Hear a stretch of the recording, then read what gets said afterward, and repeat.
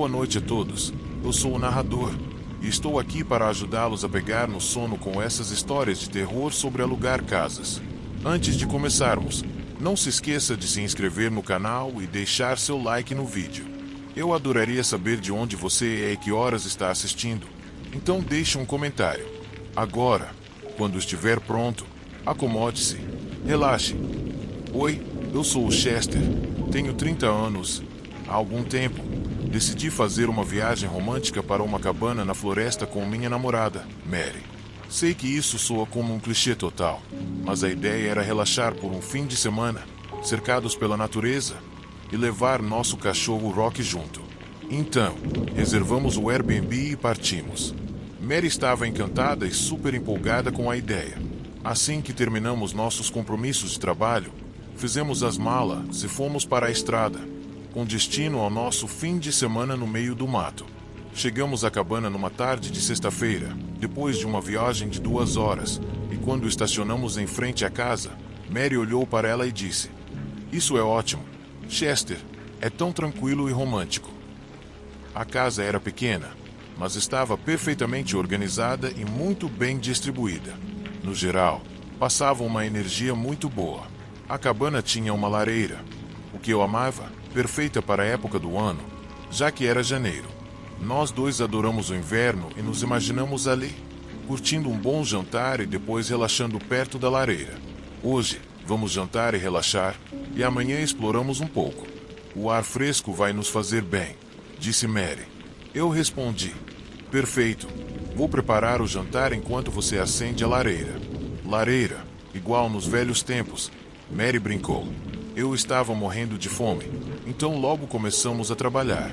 Rock estava animado porque, depois de comer, queria sair para explorar.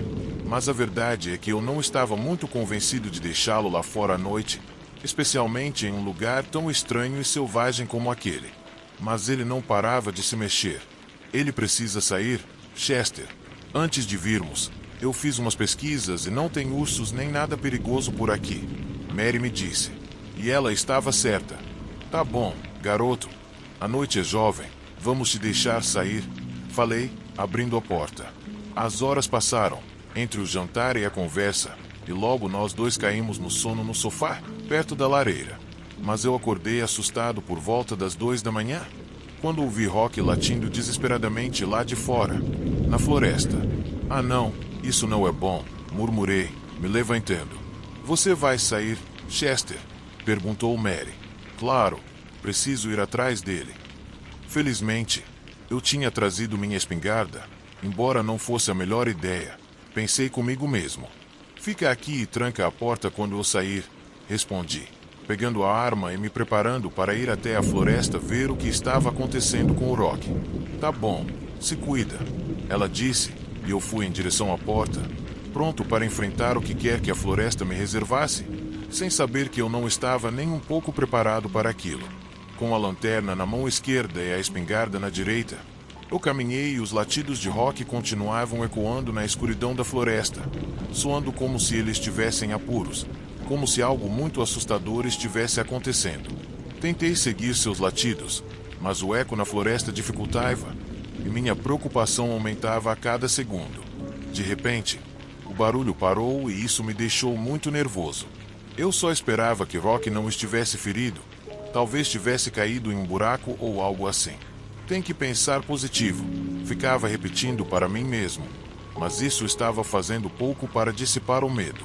Depois de andar entre as árvores e arbustos por um tempo, ouvi algo mais.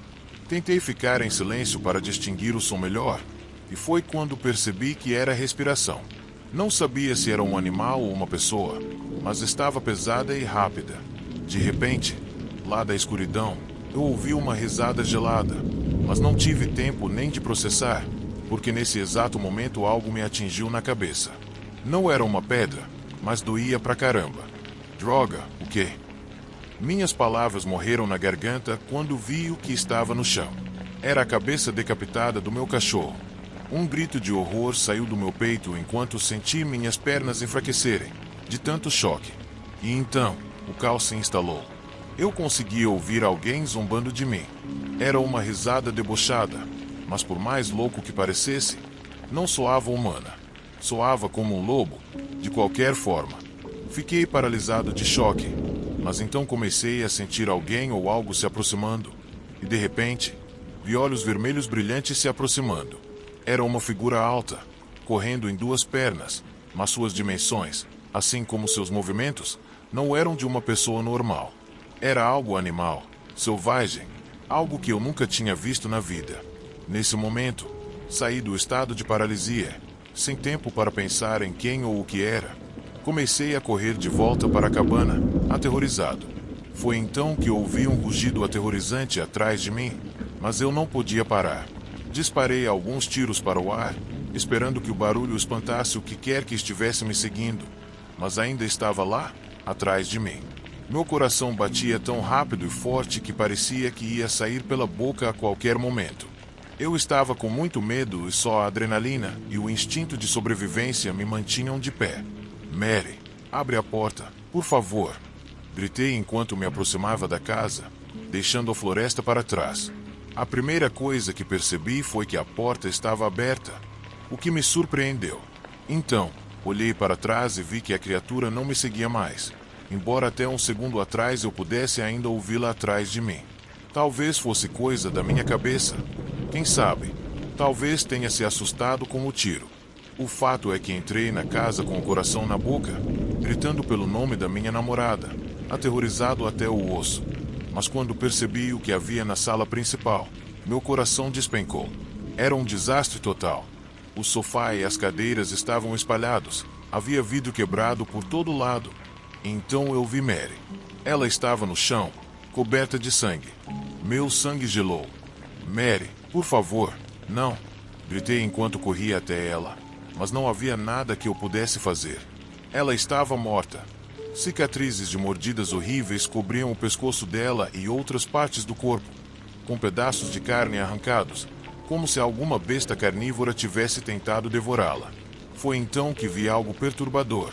O chão estava coberto de sangue e havia pegadas de alguém ali. Eram, sem dúvida, humanas, embora os danos no corpo de Mary parecessem dizer o contrário. Com o coração na garganta, liguei para a polícia e levou quase 1 hora para chegarem. Eu contei para os policiais o que havia acontecido. Horas depois, eles vasculharam a floresta, mas só encontraram o que restou do Rock.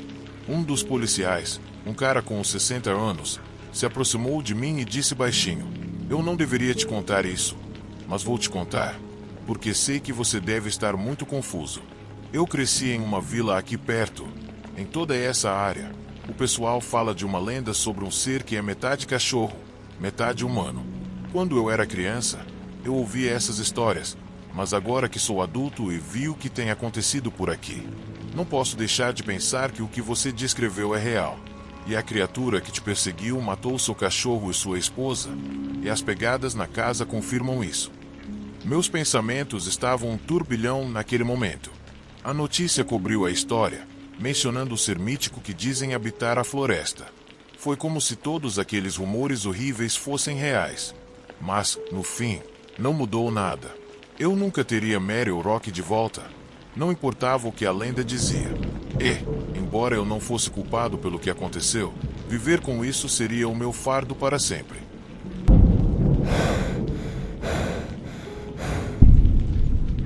Eu tive um Airbnb por alguns anos, mas acabei me cansando e decidi desistir.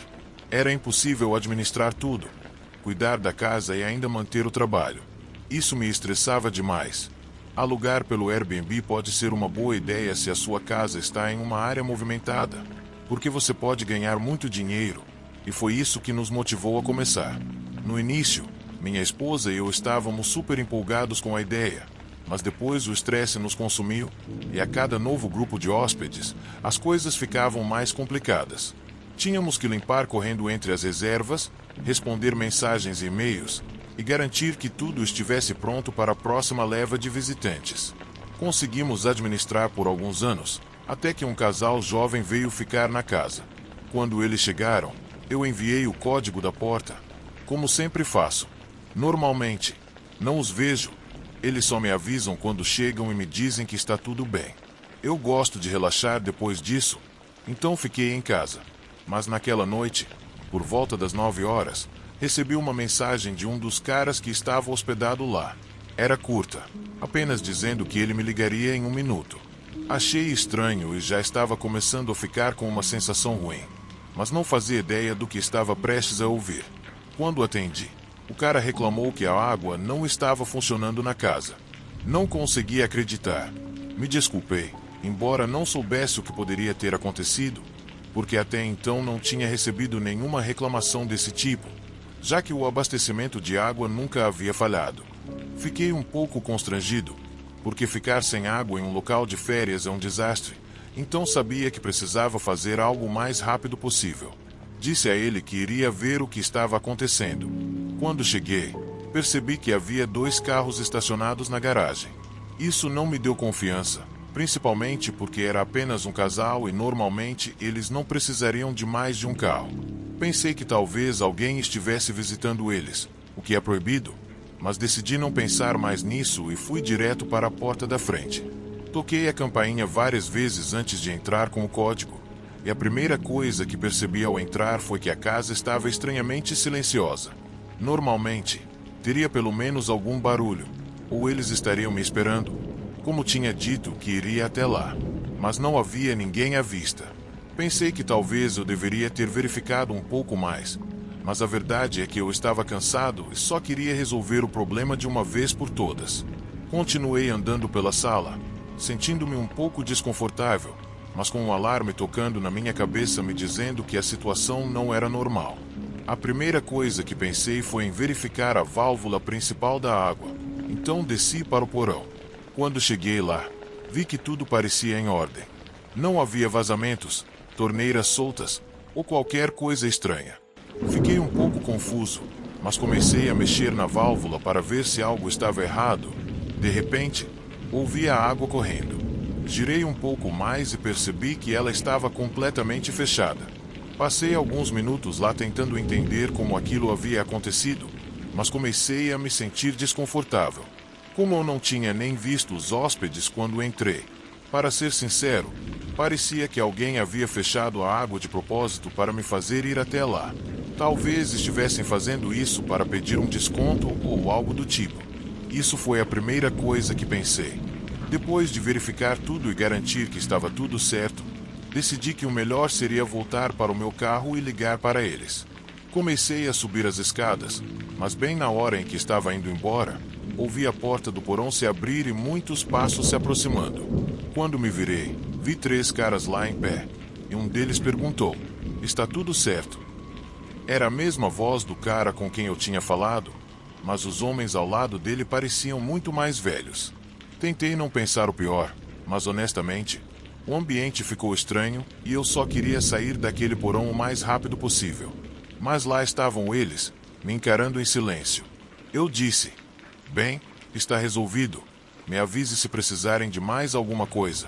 E tentei passar entre eles em direção às escadas. Mas, quando passei pelo terceiro, vi algo que fez meu sangue gelar. Uma arma saindo de cima do cinto dele. Naquele momento, soube que a situação não era boa de jeito nenhum, então apressei o passo. Corri escada abaixo, com o coração disparado, esperando o momento em que eles iriam me perseguir, apontar a arma para mim e me revelar suas verdadeiras intenções. Mas, para minha surpresa, eles não me seguiram. Quando cheguei à porta da frente e vi que nenhum dos caras estava atrás de mim, saí correndo da casa e dirigi para casa o mais rápido que pude. Quando cheguei, acordei minha esposa e contei o que havia acontecido. Ela insistiu para eu chamar a polícia. Disse que aquelas pessoas não eram quem diziam ser e que era melhor garantir que tudo estivesse bem. Então, fiz o que ela disse. Cerca de 20 minutos depois de notificar as autoridades, um policial finalmente me ligou dizendo que não parecia haver ninguém na casa e sugeriu que eu abrisse a porta para eles verificarem. Passei o código para ele. Após mais 20 minutos, recebi outra ligação dizendo que não havia sinal de ninguém ali. No dia seguinte, descobrimos que o cartão que eles usaram para pagar havia sido roubado. Quando revistamos a casa, percebemos que algumas decorações caras e eletrodomésticos também haviam sumido. Então, duvido que realmente tenha existido um casal jovem lá. Acho que toda a situação foi orquestrada para cometer o roubo. Talvez quisessem que eu pensasse que a água não estava funcionando, para eu não cobrar deles e eles poderem usar o cartão roubado, ou talvez planejavam me roubar com a arma. Mas isso não fazia sentido. Se quisessem isso, por que não me pegaram quando eu estava no porão? A verdade é que aquele incidente me deixou com mais perguntas do que respostas. Depois disso, nunca mais visitei a casa enquanto havia hóspedes, e logo depois decidimos parar de usar o Airbnb. Colocamos para aluguel normal. Alguns meses depois, decidimos vendê-la. Felizmente, durante o resto do tempo que a casa foi alugada, nunca tivemos um incidente semelhante novamente.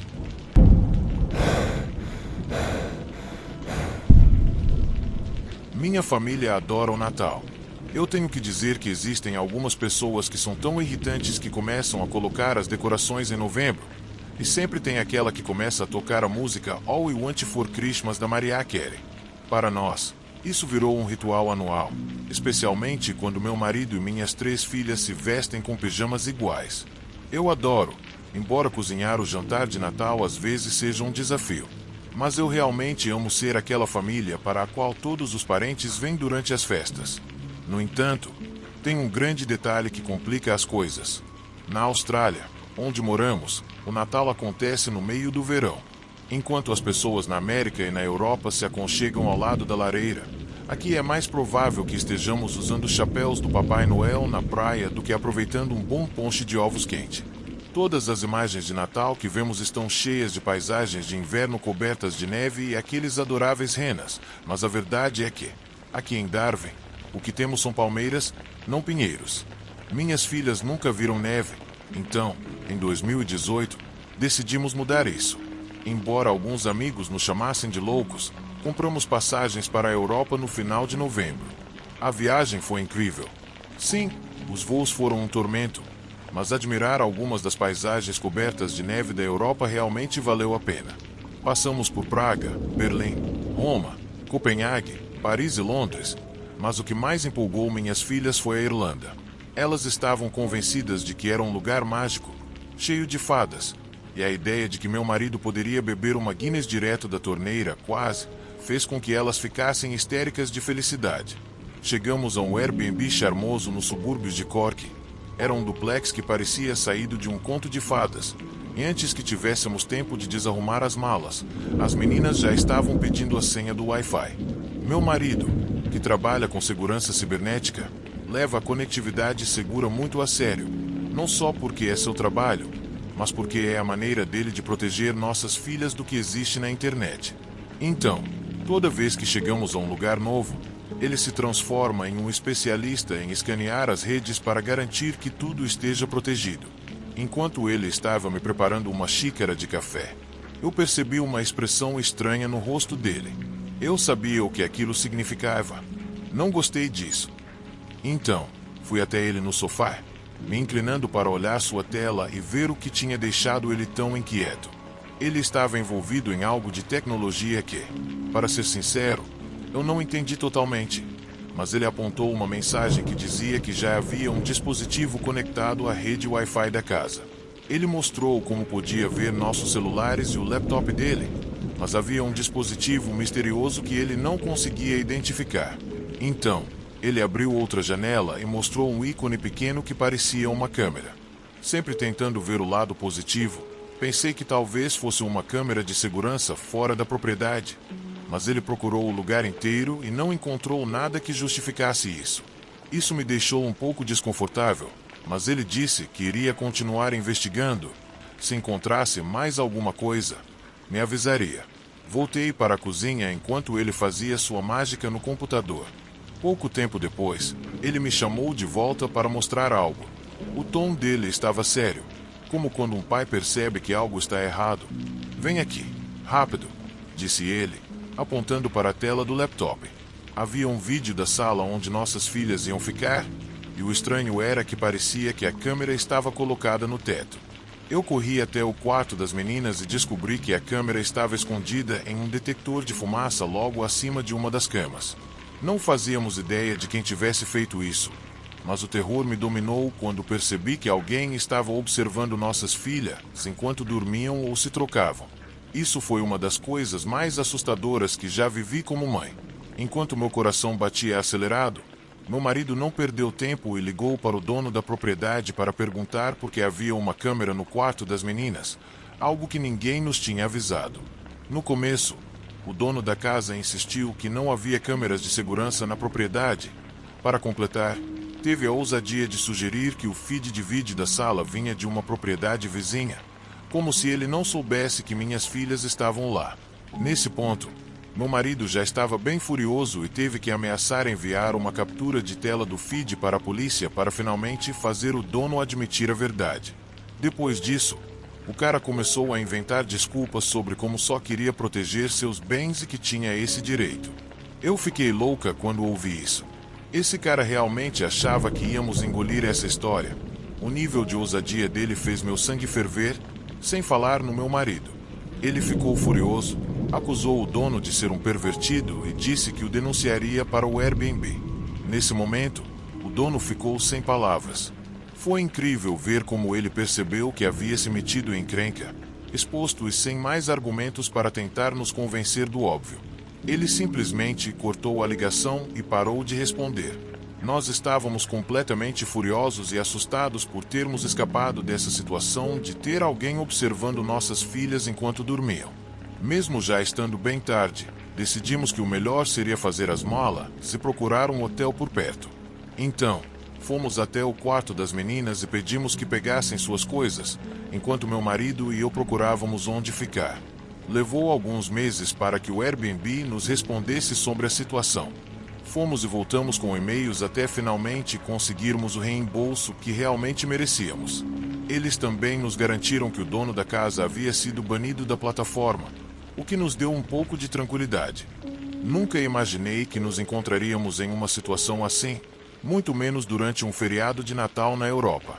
A ideia de que existem pessoas com desejos tão distorcidos ainda me assombra. E o que mais me preocupa agora é como o Airbnb não garante que caras como esse não tenham acesso à plataforma novamente. Meu marido e eu tentamos pressioná-los por respostas sobre as medidas de segurança que eles têm em vigor, mas nada nos tranquilizou.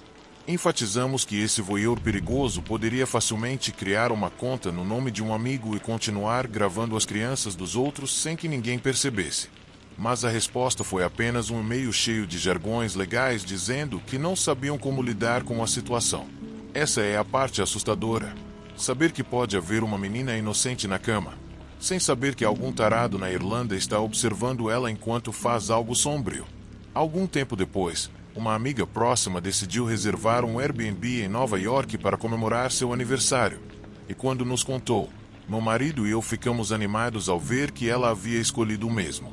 É sempre emocionante planejar uma viagem, mas a memória de nossa experiência não parava de nos assombrar. Ficamos preocupados com a segurança da viagem dela e ficamos constantemente em alerta. É triste que existam pessoas que não conseguem aproveitar uma viagem simples sem precisar olhar por cima do ombro. A verdade é que a experiência deixou uma marca em nós, não só nas nossas celebrações, mas também na maneira como percebemos esses tipos de acomodações temporárias. Começamos a fazer mais pesquisas sobre segurança, procurando recomendações de outros viajantes, e nunca mais confiaríamos cegamente em um lugar sem fazer nossa lição de casa. No final das contas, só queríamos aproveitar nossa família e criar boas memórias, e não viver em um estado constante de alerta.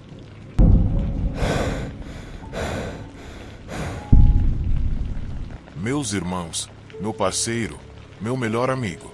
Decidimos fazer uma pequena viagem até Kansas City para ver um cantor chamado Orville Peck. Esperamos até o último minuto para reservar um lugar porque não tínhamos certeza de quem mais viria conosco. Mas, no final, encontramos um Airbnb em um subúrbio com um preço muito bom. O lugar tinha boas avaliações. Ao checar, não notamos nada estranho, então achamos que tínhamos tido sorte. Chegamos lá um pouco depois das 15 horas. O subúrbio se chamava Grantville e nosso Airbnb ficava no andar térreo de uma casa de 2 andares com vista para a rua. Parecia tranquilo e muito aconchegante. Assim que chegamos no jardim, percebemos que estava cheio de estátuas e cartazes religiosos. Não me entendam mal, eu respeito as crenças de todo mundo, mas ali estávamos nós, um grupo de fãs de música country. prestes a ir a um show que prometia ser bem animado. Então, entrar na casa de alguém que claramente era muito religioso tinha um toque de ironia. Meus irmãos e meu parceiro foram conhecer a anfitriã, que era uma senhora muito simpática, entre 55 e 60 anos. Ela mostrou a suíte para eles. Quando voltaram para nós, pareciam calmos, então relaxamos um pouco e decidimos deixar nossas coisas no quarto, preparar alguns lanches e descansar antes de sair para o show. Mas nossa paz não durou muito.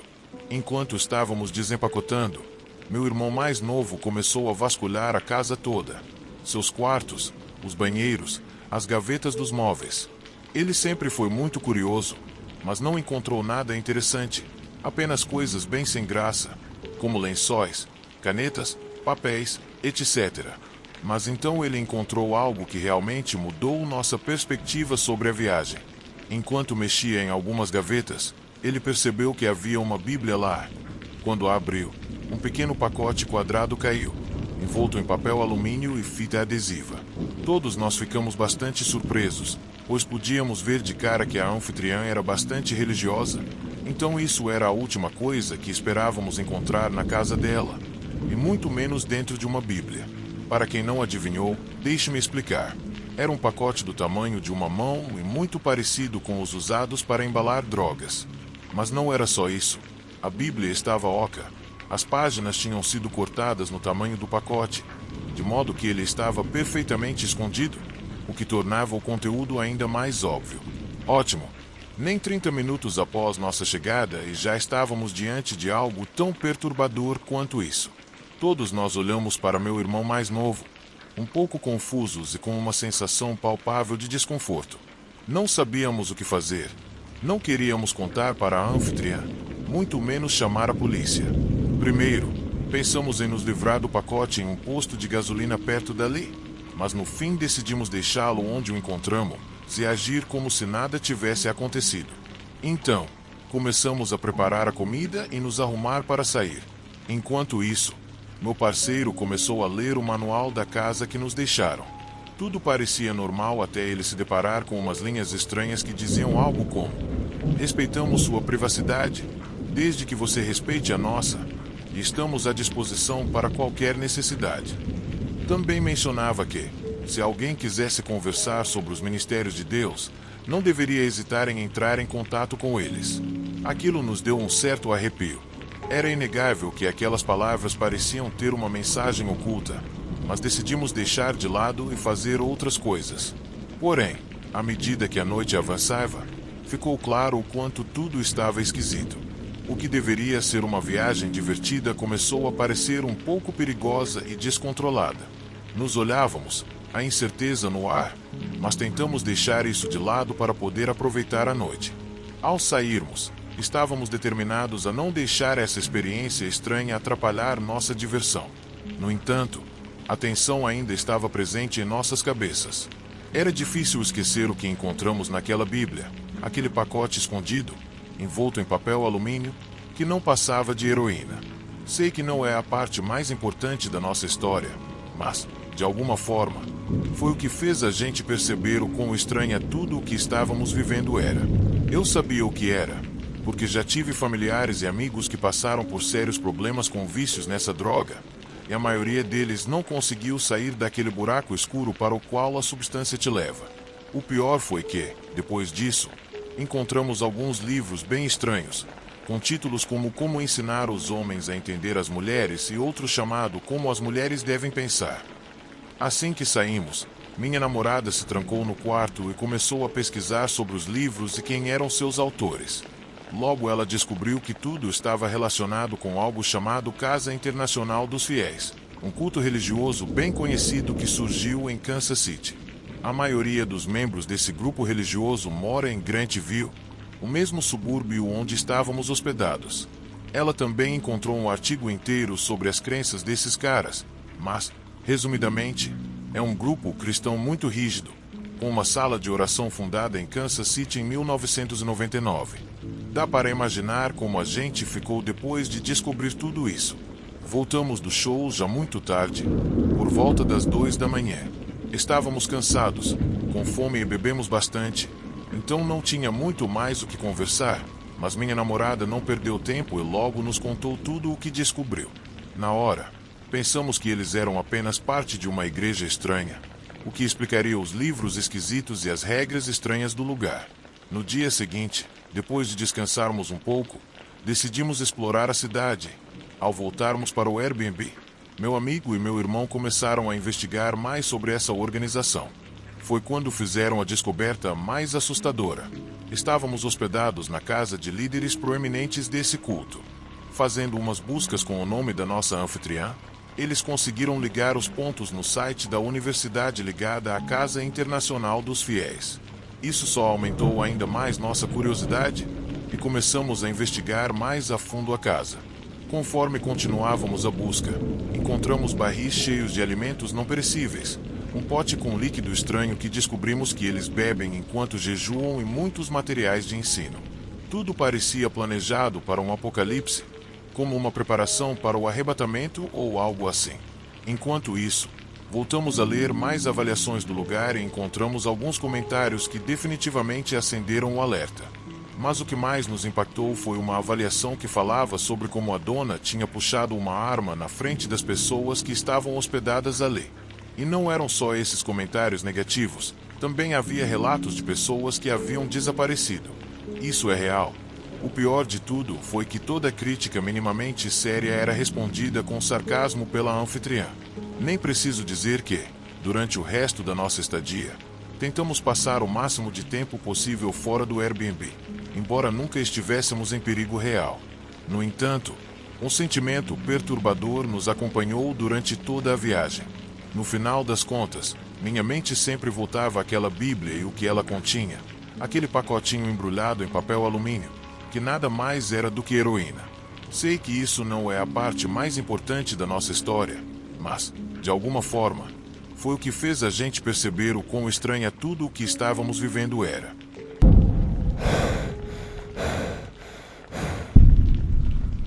Deixa eu te contar sobre uma das experiências mais estranhas e assustadoras que já tive com meus amigos em Las Vegas. Acabamos indo parar no terceiro hotel mais maluco de toda a cidade. O quê? Considerando que estamos falando de Vegas, já diz tudo. Mas o mais estranho é que eu acabei traumatizando todos os meus amigos ao contar uma história que eu achei que seria engraçada. Começamos nossa aventura nesse hotel, que era praticamente um pesadelo. Por fora, estava bem descuidado, as paredes sujas, as janelas quebradas e as portas não fechavam direito. Mas com o ventinho fresco de Las Vegas, até que a gente se sentiu um pouco melhor naquela noite. Por algum motivo, começamos a falar sobre nossas histórias de viagem mais loucas, e eu tinha uma história bem interessante para contar. Era sobre uma viagem de família que fizemos quando eu tinha 6 anos, para Nova York, onde tudo parecia ganhar vida. Achei que ia ser uma anedota engraçada de infância, mas conforme fui contando, comecei a perceber que as expressões dos meus amigos estavam mais para incredulidade e pânico. A história começou quando fizemos uma longa viagem de carro para o interior de Nova York, para ver minha avó paterna. Depois de uma viagem cansativa cheia de estradas sem graça, finalmente chegamos a um B&B que meu pai havia reservado. Mas, para variar, as coisas não saíram como planejado. Quando finalmente chegamos ao lugar, uma senhora muito velha, com apenas 2 dentes na frente e quase sem conseguir andar, nos recebeu e disse que não havia quartos disponíveis. Meu pai, já cansado e um pouco irritado, disse a ela que tinha uma reserva, mas ela insistiu que sabia de outro lugar que tinha quartos vagos. Ela se ofereceu para ligar para esse lugar e prometeu que teríamos as mesmas tarifas, mas antes de fazer isso, queria mostrar aos meus pais o estúdio de seu marido, que, segundo ela, era um artista. Meus pais, tentando ser gentis e educados, aceitaram o convite, então ela nos deu um tour pela casa. Enquanto isso, eu tentava controlar meu tédio. No começo, tudo parecia normal, mas logo as coisas começaram a ficar um pouco estranhas. Porém, depois de ver as primeiras obras do tal senhor, as coisas passaram de estranhas para perturbadoras. O motivo? As obras do marido da senhora basicamente focavam em mulheres nuas sendo torturadas. Ao ver isso, meus pais decidiram que era melhor deixar as crianças fora da casa. O mais estranho é que a maioria dos quartos estava cheia de pinturas de pessoas mortas ou moribundas, misturadas com esculturas de animais um pouco assustadoras. Ela começou a falar sobre como o marido dela era maravilhoso, mas meus pais já estavam começando a ficar assustados. Porém, não pensaram além disso, achando que era só a excentricidade de um artista um pouco peculiar. Enquanto a senhora ligava para uma amiga, no meio do tour, nós notamos o altar estranho coberto de pentagramas no jardim. Minha mãe, toda serena, mencionou que achava estranho que não houvesse sinais de vida na casa, nem uma única mala que sugerisse que alguém morava ali, embora ela insistisse que o lugar estava cheio. Parecia que não havia mais ninguém lá. Em algum momento, no primeiro dia, para esticar as pernas e sair daquele ambiente estranho, paramos em um parque. Enquanto brincávamos por lá, meu irmão e eu encontramos um colar com um pingente de pentagrama e um símbolo estranho. Mostramos para minha mãe e ela decidiu guardar na bolsa. O quê? Para ser sincero, eu não achei uma ótima ideia. Chegamos ao próximo BNB. Para nossa surpresa, fomos recebidos por uma mulher tão velha quanto a anterior, com os mesmos 2 dentes na frente. Na hora, me lembrei que minha avó tinha falado de um culto satânico que estava aprontando por aquela região. Legal. Meus pais provavelmente acharam que era só mais uma daquelas histórias malucas dela, então seguiram em frente sem dar muita atenção.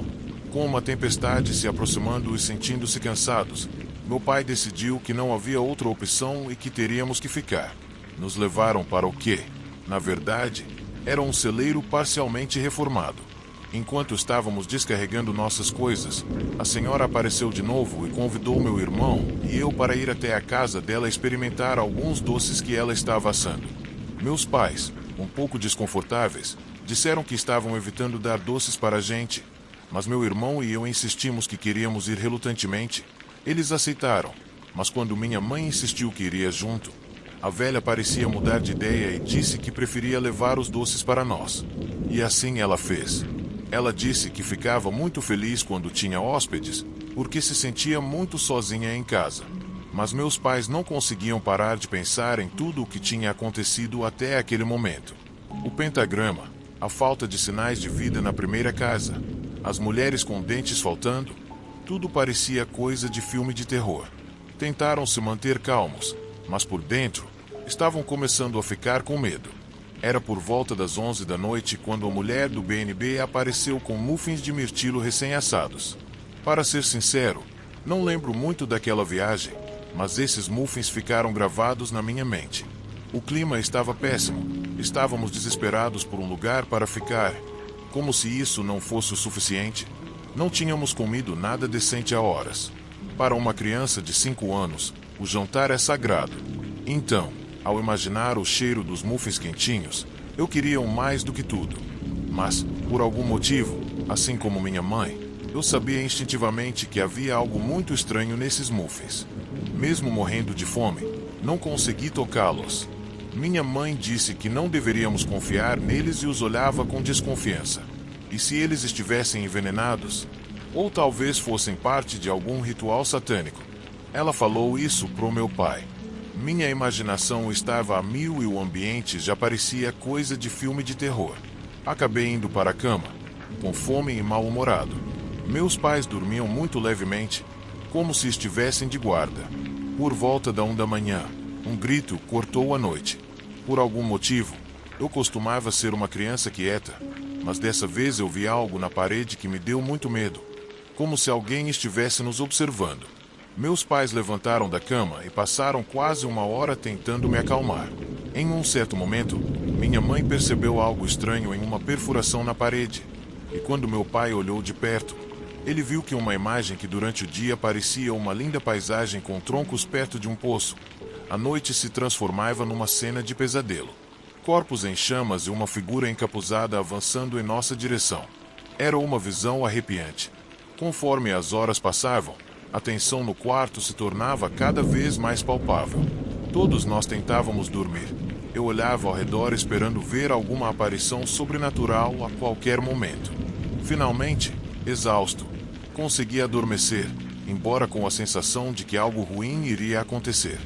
Na manhã seguinte, Acordei cedo e esperei ansiosamente que meus pais cancelassem a conta da acomodação da senhora, para que pudéssemos imediatamente fugir daquele lugar assustador e creepe. Enquanto meus pais estavam arrumando as coisas, a mulher apareceu novamente e deu para meu irmão e para mim algumas miniaturas de madeira em forma de gatos, cada uma de uma cor diferente, junto com algumas anotações feitas à mão. Enquanto meu pai lidava com o pagamento, minha mãe, um pouco distraída, começou a chutar o chão. A mulher se despediu com um sorriso arrepiante. De repente, minha mãe notou algumas telhas soltas no chão. Quando ela moveu as telhas, ficou paralisada. Era o mesmo símbolo que vimos no colar no parque. Isso acionou os sinos de alerta.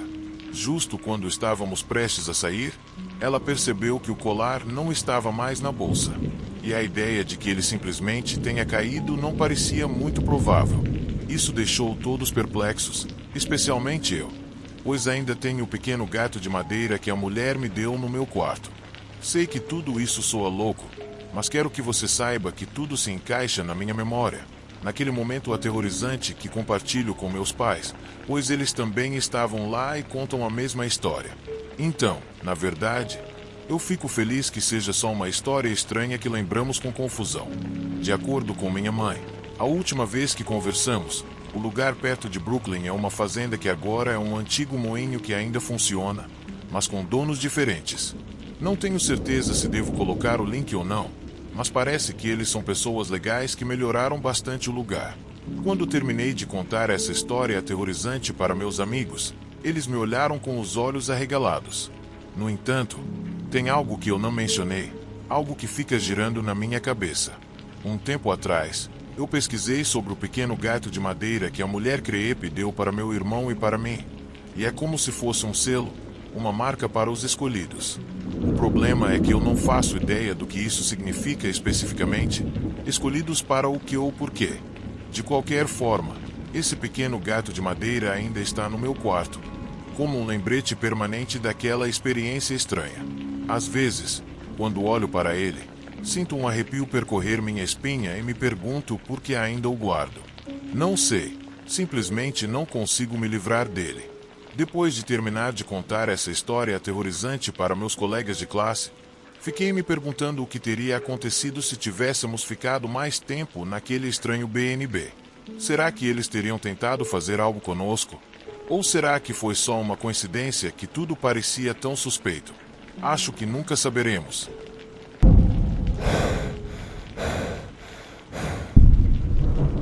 Me chamo Beth, estou no meu último ano da faculdade e moro fora do campus com minhas duas melhores amigas. Esse período do ano, especialmente na época do Dia de Ação de Graças, pode ser difícil para mim, pois minha mãe nos deixou e nos abandonou durante a semana do Dia de Ação de Graças quando eu tinha 8 anos, e perdi meu pai há 5 anos, no dia 22 de novembro.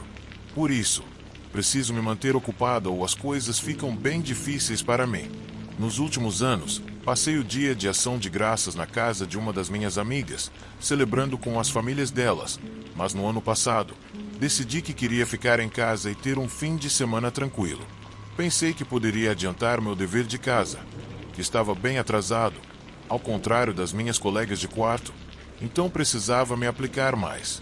Não morávamos muito perto da universidade, estávamos em uma área suburbana, a cerca de 15 ou 20 minutos do campus, e isso estava bom para mim, pelo menos, porque não tínhamos que nos preocupar em organizar festa, se podíamos simplesmente ir para algum lugar perto do campus e voltar para casa mais tarde. Na nossa rua, tinha uma casa que não se encaixava muito bem com as outras.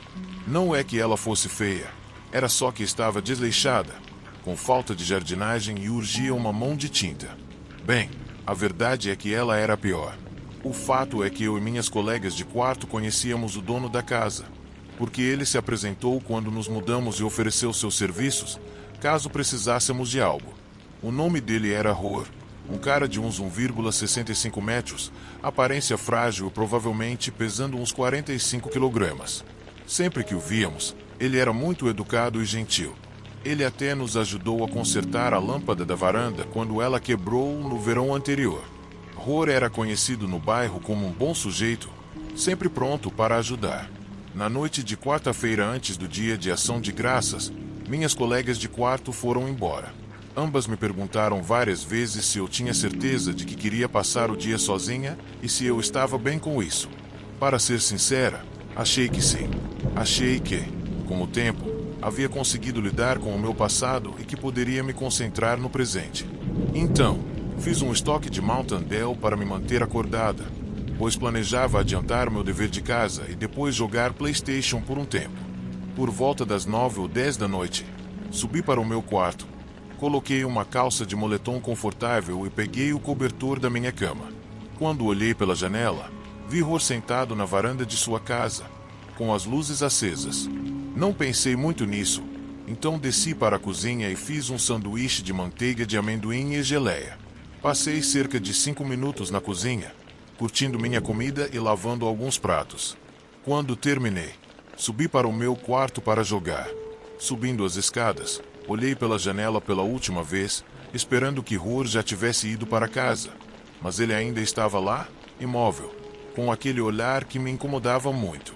Tentei não dar muita atenção a isso. Quando finalmente me sentei para jogar, pensei que ouvi uma batida na janela da sala. Fui olhar e, a princípio, não vi nada de estranho. Mas então percebi que Roar não havia apagado as luzes da varanda e estava parado no jardim dele, olhando para minha casa, com a cabeça inclinada para baixo, como se estivesse tentando ver algo nas janelas do andar de cima. Tentei ligar para uma amiga que sabia que ainda estava na cidade, para ver se ela queria sair ou fazer algo, mas ela não atendeu. Então, sentei no sofá, tentando decidir o que fazer.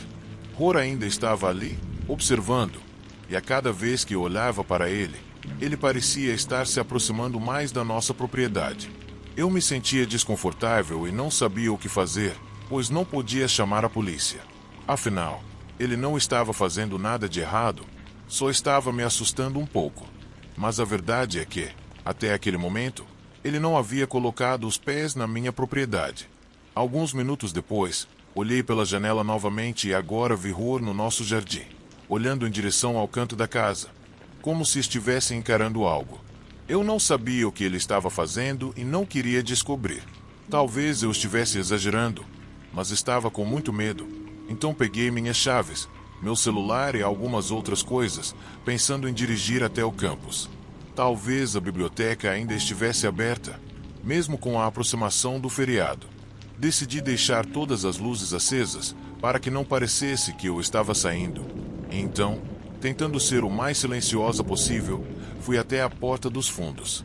Passei pelo canto do pátio para sair furtivamente, mas, de repente, vi alguém na garagem. Era ele, Roar. Isso já estava me irritando de verdade, então acelerei o passo. Me aproximei dele e perguntei o que ele estava fazendo na minha garagem.